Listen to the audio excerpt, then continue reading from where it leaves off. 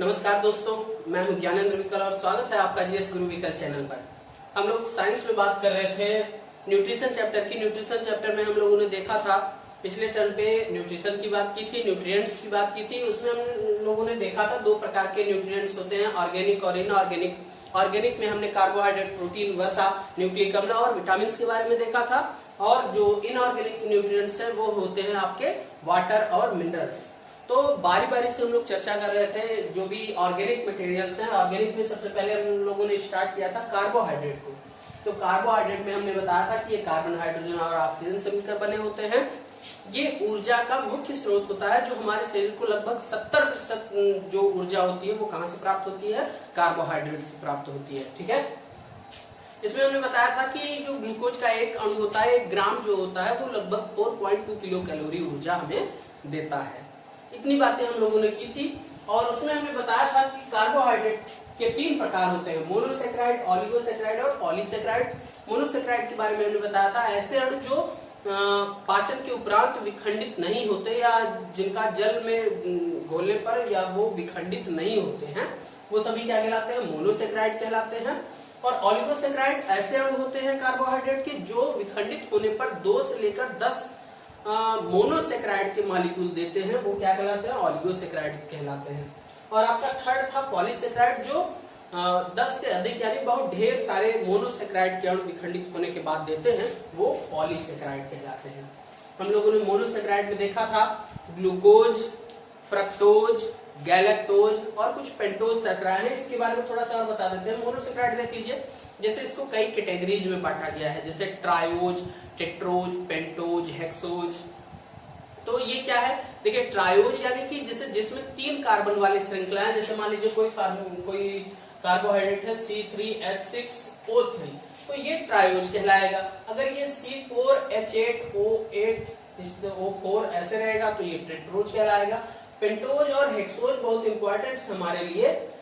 ये जैसे ये है हमारा पेंटोज। पेंटोज शर्करा होती है जो डीएनए और आरएनए में पाई जाती है। राइबोज आरएनए में और डीऑक्सीराइबोज, वो दोनों क्या होती है? पेंटोज शर्कराएं होती हैं। और हेक्सोज वाला बहुत इंपॉर्टेंट है, जो ग्लूकोज वाला मॉलिक्यूल होता है। ग्लूकोज, फ्रक्टोज, गैलेक्टोज, ये सभी हेक्सोज वाले होते हैं। तो इसके बारे में हमने चर्चा की थी। अब देख लीजिए, ग्लूकोज जो होता है यही हमारे शरीर को डायरेक्ट ऊर्जा देता है, यानी कि ऊर्जा का मुख्य रूप यही होता है ग्लूकोज। पाचन के बाद सारे कार्बोहाइड्रेट किसमें बदलते हैं? ग्लूकोज में। फिर ग्लूकोज का श्वसन की प्रक्रिया में उसका विखंडन होता है और एनर्जी बनती है, ये आप जानते हैं। ठीक है, और हमने बताया था जो फ्रक्टोज होता है ये सबसे मीठी शर्करा होती है। जितने भी कार्बोहाइड्रेट के मॉलिक्यूल है उनमें सबसे मीठा कौन होता है? फ्रक्टोज होता है। क्लियर? और हमने एक पॉइंट और बताया था, जो गैलेक्टोज होता है वो दुग्ध में पाई जाने वाली शर्करा जो विखंडित होती है, लैक्टोज, तो गैलेक्टोज का एक मॉलिक्यूल बनता है। अभी फिलहाल इतना जानिए। अब हम लोग बात करने वाले थे ऑलिगोसेक्राइड की, तो चलिए शुरू करते हैं। ऑलिगोसेक्राइड, देखिए ऑलिगोसेक्राइड की अगर हम लोग बात करें तो हमने कहा था इसमें कि जैसे 2 से 10 मॉलिक्यूल होते हैं, जिसमें सबसे मेन जो इम्पोर्टेंट है हमारा वो कौन सा है? डाइसेक्राइड। तो जो हम यहाँ पर एग्जांपल देने वाले हैं वो सभी डाइसेक्राइड के ही हैं। जैसे इसमें एक होता है माल्टोज, माल्टोज है, एक है हमारा सुक्रोज और एक है हमारा लैक्टोज। यही तीनों इंपॉर्टेंट है, इन्हीं तीनों से कई बार क्वेश्चन पूछे गए हैं। तो इसमें क्या क्या हमें ध्यान रखना है? देखिए, जो माल्टोज है ये अनाजों में पाई जाने वाली शर्करा है। अनाजों में पाई जाने वाली शर्करा, यानी अनाजों में जो मीठापन स्वाद होता है वो माल्टोज की वजह से होता है। तो इस तरह से हम इसको ध्यान रखेंगे। जैसे गेहूं, चावल, देखिए सभी जितने भी अनाज है उनमें जो स्टोर मटेरियल होता है वो स्टार्च होता है ज्यादातर, लेकिन उसमें क्या होता है? माल्टोज। जैसे गेहूं, जौ, बाजरा, ठीक है, उन सभी में माल्टोज की भी मात्रा पाई जाती है। दाल वगैरह में भी थोड़े बहुत माल्टोज की मात्रा दिखाई पड़ती है। तो आप जितने भी अनाज है ये पॉइंट याद रखेंगे, उसमें कौन सी शर्करा पाई जाती है? तो माल्टोज शर्करा पाई जाती है। अब देखिए सुक्रोज, सुक्रोज जो होता है ये कहाँ पाई जाती है? गन्ने के रस में पाई जाने वाली, गन्ने के रस में पाई जाने वाली शर्करा कौन सी होती है? वो होती है सुक्रोज। इसीलिए ये मीठा रहता है। सुक्रोज से ही आप जानते हैं चीनी बनाई जाती है, साथ ही साथ चीनी और निकाली जाती है बीट रूट से। तो ये गन्ने के रस में पाई जाने वाली शर्करा है, ठीक है। अब तीसरी जो शर्करा है हमारी लैक्टोज शर्करा, ये लैक्टोज शर्करा बहुत इंपॉर्टेंट है क्योंकि ये दूध में पाई जाने वाली शर्करा है, दूध में पाई जाने वाली शर्करा है, इसलिए इसको, ये जो लैक्टोज है ये दूध में पाई जाने वाली शर्करा है, ठीक है। दुग्ध शर्करा भी इसको कह देते हैं, इसीलिए लैक्टोज को दुग्ध शर्करा भी कह देते हैं। ये कई बार पूछा गया है आपके एग्जाम में कि दूध में पाई जाने वाली शर्करा कौन सी है, वो कौन सी है, लैक्टोज होती है। अच्छा, यहाँ पे एक चीज और बता देते हैं, जैसे दो मॉलिक्यूल से बने होते हैं, जब माल्टोज टूटता है तो ग्लूकोज प्लस ग्लूकोज का मॉलिक्यूल देता है। पाचन के उपरांत जब माल्टोज टूटता है तो ये ग्लूकोज और ग्लूकोज देता है, दो ग्लूकोज के मॉलिक्यूल। और जब सुक्रोज टूटता है तो ये ग्लूकोज और ये फ्रक्टोज, इस तरह से मॉलिक्यूल देता है। और आप जानते हैं फ्रक्टोज सबसे मतलब बहुत ही स्वीटेस्ट शुगर होती है, इसलिए सुक्रोज का भी टेस्ट बहुत मीठा होता है। लैक्टोज की बात करें तो एक ग्लूकोज देता है और एक गैलेक्टोज देता है। मैंने बताया था एक मोनोसेक्राइड होता है गैलेक्टोज। देखिए लैक्टोज इसमें नाम नजर भी आ रहा है, तो इससे भी आप पहचान सकते हैं कि एक ग्लूकोज और एक गैलेक्टोज का मॉलिक्यूल देता है। इतने हमारे डाइसेक्राइड थे। अब हम लोग बात करते हैं पॉलीसेक्राइड की। देखिए पॉलीसेक्राइड के कई इंपॉर्टेंट एग्जाम्पल हैं। आप जानते हैं हम जब भी भोजन लेते हैं, जो भी कार्बोहाइड्रेट भोजन के रूप में लेते हैं, वो ज्यादातर पॉलीसेक्राइड के फॉर्म में होते हैं। सबसे मेन है हमारा स्टार्च या इसी को मंड कहते हैं, स्टार्च। आप जानते हैं ये क्या होता है, पौधे जो भी अपना भोजन बनाते हैं वो पौधे अपना भोजन स्टार्च के रूप में स्टोर करते हैं, यानी कि पौधों में संचित भोज्य पदार्थ, और वही संचित भोज्य पदार्थ हम लोग ले लेते हैं और अपने भोजन के रूप में इस्तेमाल करते हैं, ठीक है। तो ये है हमारा स्टार्च। जितने भी जैसे आलू होता है, चावल है, रोटी है, हम लोग सबसे ज्यादा इन्हीं चीजों का इस्तेमाल करते हैं भोज्य पदार्थ के रूप में, और उनमें सब में क्या पाया जाता है, स्टार्च पाया जाता है, ठीक है। तो ज्यादातर हम लोग जो एनर्जी लेते हैं कहाँ से लेते हैं, स्टार्च से लेते हैं, क्लियर है। इसको ऐसे भी कह दिया जा सकता है हमारा मुख्य भोजन जो होता है यही होता है, ठीक है। अब देखिए दूसरा है हमारा ग्लाइकोजन। तो हम लोग भी क्या करते हैं, जैसे जंतु होते हैं वो भोजन करते हैं और दिन भर उसका इस्तेमाल करते रहते हैं, लेकिन उसकी एनर्जी का, लेकिन अगर एक आध दिन हम भोजन नहीं करते हैं फिर भी हमारा शरीर है जो चलता रहता है, तो क्या होता है उसके लिए हमारे शरीर में क्या होता है, भोज्य पदार्थ स्टोर रहता है। तो वो किस रूप में रहता है, ग्लाइकोजन के रूप में, यानी कि जंतुओं में जो संचित भोज्य पदार्थ होता है वो क्या होता है, ग्लाइकोजन होता है। और ये ग्लाइकोजन जब भोजन नहीं मिलता तो ग्लाइकोजन टूटता है और टूट के हमें ग्लूकोज के मॉलिक्यूल देता रहता है, जिससे हमें एनर्जी मिलती रहती है। तो जंतुओं में संचित भोज्य पदार्थ क्या होता है, ग्लाइकोजन होता है, जो यकृत यानी लीवर और स्किन के नीचे मतलब डिपोजिट रहता है या स्टोर रहता है। इसीलिए इसको हम लोग क्या कहते हैं, एनिमल स्टार्च भी कह देते हैं। इसको ग्लाइकोजन को हम लोग एनिमल स्टार्च भी कह देते हैं, ऐसा कहा जाता है। एनिमल स्टार्च क्या है, तो ग्लाइकोजन है, क्लियर है। अब आपका तीसरा है सेलुलोज। देखिए सेलुलोज कहाँ पाई जाती है, हमने साइटोलॉजी वाला चैप्टर पढ़ा था। साइटोलॉजी में हमने देखा था जो प्लांट सेल के चारों ओर जो सेल मेम्ब्रेन के बाहर सेल वॉल होती है, वहां पर सेलुलोज पाई जाती है, यानी सेलुलोज की बनी होती है सेल वॉल। तो प्रकृति में पाई जाने वाली ये सबसे बड़ी शर्करा है, या सबसे अधिक मात्रा में, प्रकृति में सबसे अधिक मात्रा में कौन सा कार्बोहाइड्रेट पाया जाता है, तो कौन सा पाया जाता है, सेलुलोज। प्रकृति में सबसे अधिक मात्रा में पाया जाने वाला शर्करा है, ये मात्रा में पाई जाने वाली शर्करा है। क्योंकि आप जानते हैं बहुत ढेर सारे पेड़ पौधे, उन सभी की कोशिकाएं सेलुलोज से मिलकर बनी है, इसलिए प्रकृति में सबसे ज्यादा सेलुलोज हमें दिखाई देता है। अब एक और है पॉलीसेक्राइड आपका इंपॉर्टेंट है, वो है काइटिन। देखिए काइटिन जो होता है ये एक मजबूत ठोस कार्बोहाइड्रेट होता है, इस तरह से कहें कि बहुत हार्ड हो जाता है, जो कीटों में, जो कीड़े मकोड़े होते हैं कीटों में बाह्य आवरण जो होता है, इसलिए वह आवरण होता है वो किसका बना होता है, काइटिन का बना होता है। इसीलिए कीटों को कभी अगर आप छू के देखेंगे तो बहुत हार्ड होते हैं।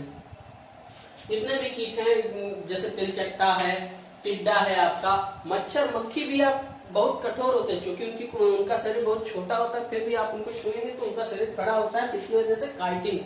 और आप अगर इसका अच्छा एग्जांपल देखें तो जैसे काकरोच है और टिड्डी है, इन सभी को छू कर देखिए, चींटा है, वो सभी, उन सभी के शरीर के बाहरी आवरण पे क्या लगा होता है, काइटिन होता है, इसलिए उनका शरीर काफी हार्ड होता है, ये उनकी सुरक्षा के लिए होता है। तो इस तरह से जितने भी एग्जाम में पूछे जाने वाले क्वेश्चन थे उन सभी को हम लोगों ने कवर कर लिया। ये है हमारा पूरा कार्बोहाइड्रेट। जो भी क्वेश्चन आएंगे कार्बोहाइड्रेट से वो इसी टॉपिक के अंदर से ही आएगा, बाहर से नहीं पूछा जाएगा, इसको तैयार कर लीजिए। अब हम लोग आगे देखते हैं फैट या वसा। चलिए अब हम लोग देखते हैं वसा के बारे में। तो वसा जो होती है हमारी, ये भी आपका कार्बन, हाइड्रोजन और ऑक्सीजन से मिलकर बनी होती है, लेकिन इसमें एक इम्पॉर्टेंट चीज है, इसमें हाइड्रोजन और ऑक्सीजन का अनुपात 2:1 नहीं होता है, इसमें ऑक्सीजन की कमी रहती है, इसलिए ये थोड़ा सा इसका फार्मूला डिफरेंट हो जाता है कार्बोहाइड्रेट की तुलना में। क्योंकि ये बृहद मॉलिक्यूल होते हैं, इसलिए इनके बहुत ज्यादा हम लोग फार्मूले वगैरह नहीं देखते, जैसे ग्लूकोज का C6H12O6 हम लोग याद कर सकते हैं। तो वसा जो होते हैं ये भारी मॉलिक्यूल होते हैं, और जान लीजिए ये हमारे शरीर को लगभग 30% ऊर्जा देते हैं। हमारे शरीर को 30% ऊर्जा कहाँ से मिलती है, हमारे शरीर को 30% एनर्जी वसा से मिलती है, 30% ऊर्जा वसा देती है, ठीक है। और जानते हैं भोजन के रूप में मुख्यतः हम लोग कार्बोहाइड्रेट इस्तेमाल करते हैं, परंतु साथ ही साथ उसमें फैट या लिपिड होता है। अच्छा, इसको एक चीज और कहते हैं, यहाँ पे इसको हम लोग लिपिड्स भी कहते हैं, लिपिड्स, ठीक है। वसा को लिपिड्स भी कहा जाता है। तो चूंकि ये टेस्ट में अच्छा होता है, आप जानते हैं कोई भी भोजन हो उसमें आप लोग घी तेल जरूर डालते हैं, तेल के बिना सब्जी अगर बना दे तो फिर खा ही नहीं सकते, और दाल में घी चाहिए ही चाहिए। हाँ, तो इस तरह से बहुत सारे जो फैटी चीजें जो होती हैं, आप देखते होंगे जो भी तली हुई चीजें होती हैं वो काफी अच्छी लगती हैं, है ना, टंग को हमारे। तो इसलिए वसा भी हम लोग भोजन के रूप में लेते हैं, जो ऊर्जा देता है हमारे शरीर को। 30% ऊर्जा कहाँ से मिलती है, वसा से मिलती है। तो ये है बातें। अब इसको देखिए, यहाँ पर जो वसा का 1 ग्राम अगर मॉलिक्यूल लेंगे तो वो 9.2 किलो कैलोरी एनर्जी देता है, यानी कि एक कार्बोहाइड्रेट के मॉलिक्यूल की तुलना में लगभग 2 गुना या उससे ज्यादा 2.5 गुना एनर्जी देता है। कौन, वसा देता है, ठीक है। 2 गुना से अधिक यानी लगभग 2.5 गुना ज्यादा एनर्जी देता है कौन, वसा का मॉलिक्यूल देता है। ये बात आपको याद रखनी है, ठीक है। ये 2.5 गुना ज्यादा एनर्जी देता है। अब देखिए ये क्या होता है, वसा जो होती है वो जल में अघुलनशील होती है, अघुलनशील, जल में अघुलनशील होती है। परंतु आप जानते हैं तेल और वसा को कहां पर साफ करते हैं हम लोग, साबुन से साफ हो जाता है, यानी कि जो कार्बनिक विलायक होते हैं, कार्बनिक विलायक में विलेय हो जाता है, कार्बनिक विलायक में विलेय होता है, कार्बनिक विलायक में विलेय होता है। इसका मतलब है यहाँ पर कुछ जैसे आपका एल्कोहल है, ईथर है, उन सभी में ये घुल जाता है, ठीक है। तो ये बातें आपको याद रखनी है। अब कौन कौन सी वसा होती है, क्या क्या वसा में आता है, इसके बारे में हम लोग देखते हैं। इसको 2 भागों में बांटा जा सकता है। देखिए फैट को हम लोग 2 कैटेगरीज में बांट सकते हैं। एक होता है सैचुरेटेड फैट, सैचुरेटेड या संतृप्त वसा, संतृप्त वसा कह सकते हैं, और दूसरा होता है अनसैचुरेटेड फैट यानी असंतृप्त वसा, ठीक है। अब देखिए यहाँ पर इसको पहचानेंगे कैसे, कौन सैचुरेटेड होता है, कौन अनसैचुरेटेड होता है, असंतृप्त होता है। देखिए आप जानते हैं जितनी भी तेली वाली चीजें होती हैं, तेल वाली जितनी भी चीजें हैं वो सभी वसा के अंतर्गत ही आएंगी। वो चाहे आपका कोई भी तेल हो, चाहे घी हो, डालडा हो, वो सभी वसा के अंतर्गत ही आती हैं। तो इसमें 2 कैटेगरी बांटी गई है, सैचुरेटेड और अनसैचुरेटेड। तो देखिएगा एक टेम्परेचर होता है 20 डिग्री सेल्सियस, 20 डिग्री सेल्सियस के आसपास, यानी थोड़ा बहुत ज्यादा थोड़ा बहुत कम। 20 डिग्री सेल्सियस के पास अगर कोई चीज ठोस है, क्या है, ठोस है, तो वो सैचुरेटेड फैट कहलाएगा। और अगर वो द्रव अवस्था में है तो क्या कहलाएगा, अनसैचुरेटेड फैट कहलाएगा।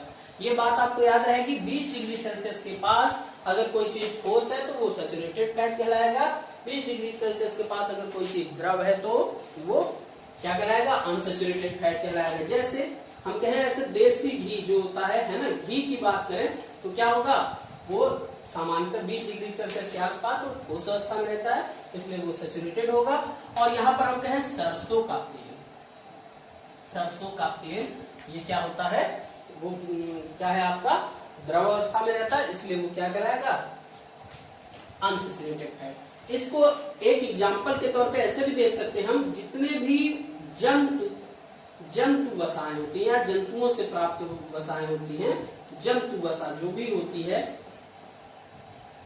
जैसे देसी घी जो होता है वो गाय के दूध से निकाला जाता है, जंतु से प्राप्त किया जाता है। और चर्बी, जैसे आप कह सकते हैं जानवरों की चर्बी, वो सभी ठोस अवस्था में रहते हैं, तो वो सभी जंतु वसा के अंतर्गत आते हैं, वो सैचुरेटेड फैट होते हैं। और जो वनस्पति वसा होती है या पौधों से प्राप्त जो वसाएं होती है, वो ज्यादातर द्रव अवस्था में रहती हैं, वो क्या होता है, अनसैचुरेटेड फैट होता है। ये बात आपको क्लियर रखनी चाहिए। यहाँ पर एक एक्सेप्शन है, ऐसे कह सकते हैं एक्सेप्शन है। एक्सेप्शन क्या है, नारियल का तेल। आप जानते हैं नारियल का तेल वनस्पति से प्राप्त हो रहा है, लेकिन नारियल का तेल अगर आप देखेंगे 20 डिग्री सेल्सियस के पास तो वो ठोस अवस्था में रहता है, यानी कि नारियल का तेल हो जाएगा सैचुरेटेड, नारियल का तेल जो है वो आपका सैचुरेटेड। और यहाँ पर इसका भी एक एक्सेप्शन है, मछली का तेल। जो मछली का तेल होता है वो क्या होता है, वो अनसैचुरेटेड हो जाता है, यानी कि ये द्रव अवस्था में रहता है और ये ठोस अवस्था में रहता है 20 डिग्री सेल्सियस। ये दोनों एक्सेप्शन है, बाकी जितने भी वनस्पति वसाएं होती हैं वो सभी अनसैचुरेटेड होती हैं, और जितने भी जंतु वसाएं होती हैं वो सभी क्या होती है, सैचुरेटेड होती है।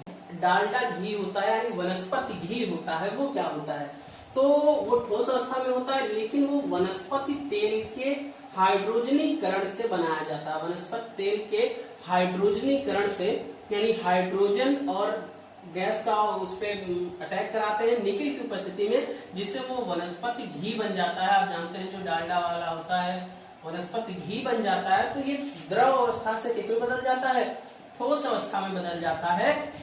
अब देखिएगा, ये चूंकि एक कृत्रिम प्रोसेस है, ये नेचुरली तो है नहीं, ये क्या है, कृत्रिम वसा कह सकते हैं। वनस्पति घी जो है वो कृत्रिम वसा है, इसको याद रखेंगे। ये प्रोसेस जो होती है वो कहलाती है हाइड्रोजनीकरण। हाइड्रोजनीकरण, अब इसको थोड़ा सा ध्यान रखेंगे बस। अब यहाँ पर एक पॉइंट और देख लीजिए, कोलेस्ट्रॉल के बारे में। कोलेस्ट्रॉल, आप जानते हैं कोलेस्ट्रॉल बहुत इंपॉर्टेंट होता है, कहते हैं कोलेस्ट्रॉल लेवल बढ़ जाता है तो बहुत दिक्कत होती है, बिल्कुल। लेकिन कोलेस्ट्रॉल की उपस्थिति होना भी बहुत अनिवार्य होता है। क्यों अनिवार्य होता है, ये एक प्रकार, कोलेस्ट्रॉल एक प्रकार का क्या होता है, स्टेरॉइड होता है, प्रकार का स्टेरॉइड। अब स्टेरॉइड जो होता है कोलेस्ट्रॉल, ये क्या करता है, ये विटामिन डी का निर्माण करता है, यानी विटामिन डी के निर्माण में सहायता करता है कौन, कोलेस्ट्रॉल। इसलिए इसकी उपस्थिति इंपॉर्टेंट है, बस अधिकता नहीं होनी चाहिए, ठीक है। तो ये है। और पित्त रस, बाइल जूस जो होता है पित्त रस के निर्माण में भी सहायक होता है, यानी कोलेस्ट्रॉल के द्वारा ही जो वसा का पाचन करता है पित्त रस क्या करता है, वसा के मॉलिक्यूल को पहले छोटे छोटे मॉलिक्यूल में तोड़ता है, जिसको कहते हैं इमल्सीकरण। डाइजेशन में हम लोग देखेंगे। तो पित्त रस के निर्माण में सहायता करता है कौन, कोलेस्ट्रॉल। साथ ही साथ आपको जो सेक्स हार्मोन होते हैं, जो सेक्स हार्मोन होते हैं, उन सभी के निर्माण में भी कोलेस्ट्रॉल अहम भूमिका निभाता है, क्योंकि ये जो सेक्स हार्मोन्स होते हैं वो एक प्रकार के स्टेरॉइड होते हैं, जिनके निर्माण के लिए कोलेस्ट्रॉल बहुत इंपॉर्टेंट है। लेकिन अब दिक्कत कहाँ हो जाती है भाई, कोलेस्ट्रॉल का लेवल अगर बढ़ जाता है तो ये क्या करता है, इस तरह से मान लीजिए ये कोई आपकी आर्टरी है, वेन्स है ना, तो यहाँ पर ब्लड फ्लो कर रहा है, इसमें कोलेस्ट्रॉल की बहुत ही पतली लेयर रहती है, कोई दिक्कत नहीं। लेकिन जब कोलेस्ट्रॉल का लेवल बढ़ता जाता है, इस तरह से ऐसे मोटी हो जाती है ये लेयर, कोलेस्ट्रॉल की मोटी सी लेयर जब बन जाती है, तो इस जो आर्टरी या वेन्स में जो ब्लड फ्लो कर रहा था, इस नलियों में जो ब्लड फ्लो कर रहा था, उस पर दबाव बढ़ जाएगा।